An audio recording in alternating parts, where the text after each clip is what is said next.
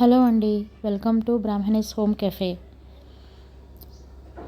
నిజానికి దివాళీ తర్వాత మూడో రోజు భగిని హస్త భోజనం భాయ్ దూజ్ అనేసి నార్త్ ఇండియాలో సెలబ్రేట్ చేస్తారు. మన సైడ్ భగిని హస్త భోజనం సెలబ్రేట్ చేస్తారు. అంటే మీకు సోదరులు అంటే బ్రదర్స్ ఉంటే మీ ఇంటికి పిలిచి బట్టలు పెట్టి భోజనం పెట్టండి.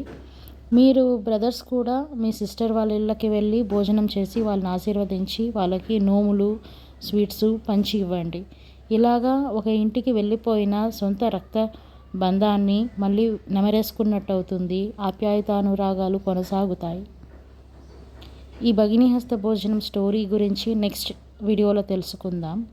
కానీ మీ అన్నదమ్ములు అక్క చెల్లెలను మరవద్దండి.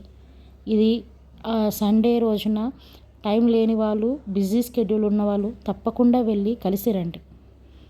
ఆ అన్నా చెల్లెళ్ళ అనుబంధాన్ని నెమరేసుకోండి, కంటిన్యూ చేయండి. ఎందుకంటే అది చాలా విలువైనది.